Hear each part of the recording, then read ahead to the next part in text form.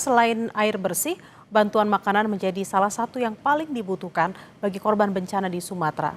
Proses retort atau sajian makanan siap santap yang diproses melalui sterilisasi dengan suhu dan tekanan tinggi.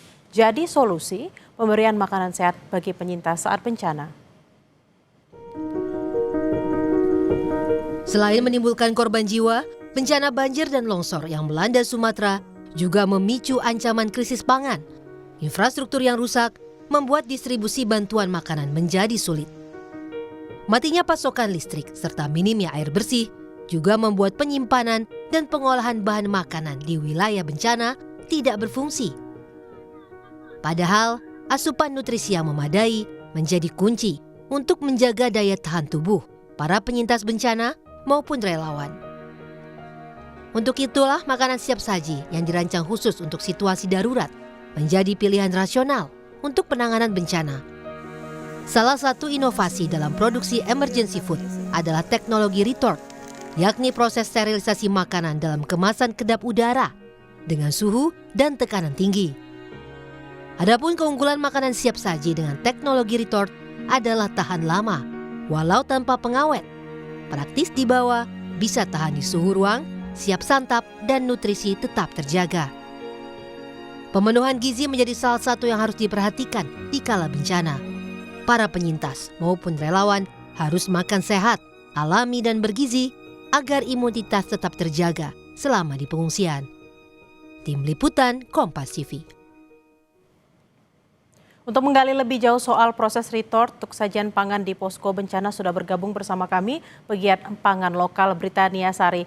Selamat siang Mbak Sari, bisa dijelaskan apa sebenarnya makanan retort dan kenapa dipilih untuk sebagai respon bencana? Bagaimana juga memastikan kualitas, keamanan, dan kelayakan konsumsi makanan retort ini? Baik, terima kasih. Selamat siang, Mbak.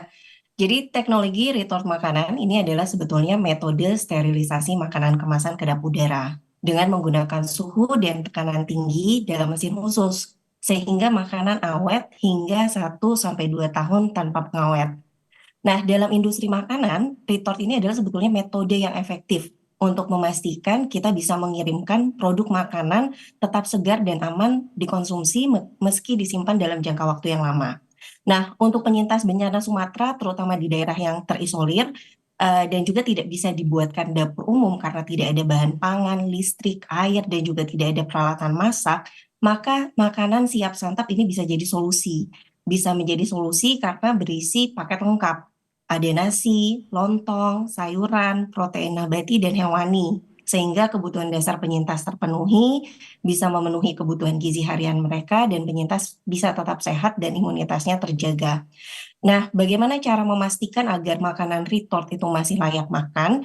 Sebetulnya di kemasan retort sudah diinfokan batas akhir dari tanggal konsumsi. Selain itu juga nanti para penerima manfaat bisa melihat apabila kemasannya itu kembung atau menggembung, itu adalah salah satu tanda bahwa makanan itu sudah tidak aman. Atau kalau misalnya kemasannya dalam bentuk kaleng dan misalnya kalengnya penyok atau kalengnya sudah tidak sempurna lagi, itu juga salah satu tanda untuk tidak dikonsumsi lagi. Selain itu juga bisa mengandalkan panca indera, jika tercium aroma atau rasa yang sudah tidak enak, bisa salah satu tanda untuk tidak dikonsumsi lagi.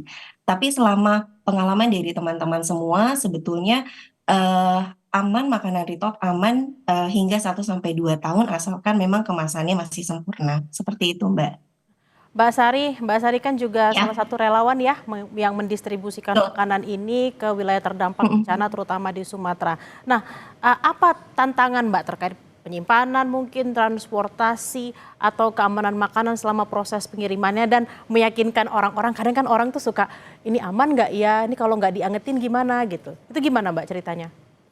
Iya, jadi untuk sebetulnya untuk proses penyimpanan tidak ada kendala sama sekali ya, karena makanan retort bisa disimpan dalam suhu ruang. Nah, jadi yang kami sampaikan, yang bisa disampaikan kepada penyintas adalah ini sudah dikemas sebaik mungkin, jadi insya Allah aman untuk dimakan tanpa perlu dihangatkan lagi. Akan kalau mau hangat silahkan dihangatkan, tapi kalau karena keterbatasan tidak adanya dapur umum maka bisa langsung disantap. Nah, Untuk masalah penyimpanan itu sebenarnya tidak ada kendala. Yang jadi kendala terbesar bagi kami untuk bisa mengirimkan makanan-makanan tersebut itu adalah terputusnya akses.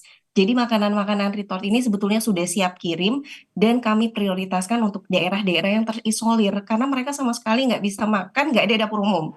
Nah, jadi harapannya kami sangat berharap sekali kepada siapapun bisa memberikan bantuan agar makanan siap santap ini bisa dikirimkan ke daerah terisolir. Bisa karena satu-satunya jalur hanya lewat udara.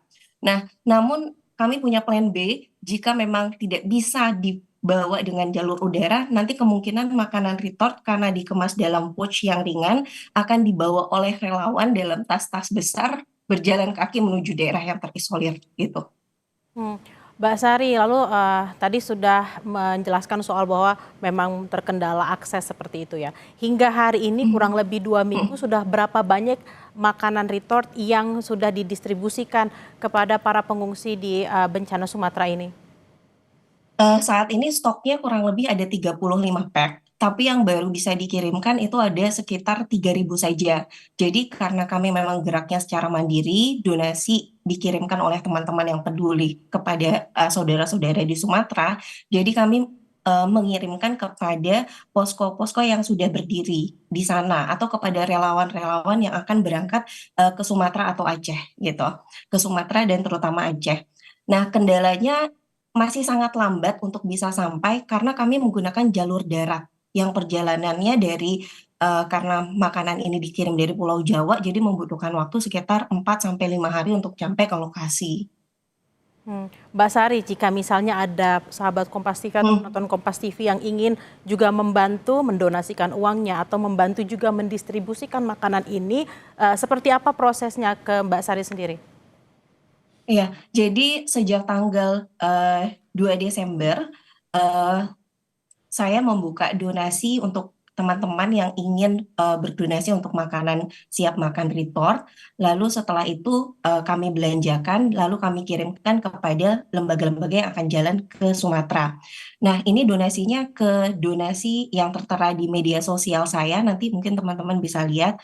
Lalu setelah itu kami sangat berharap sekali yang paling kebutuhan paling mahal itu sebenarnya biaya transportasi. Karena kami harus menyewa kendaraan, menyewa truk, atau akan lebih baik sekali kalau misalnya bisa lewat jalur udara. Semoga ada jalan untuk bisa mengirim makanan-makanan ini ke sana.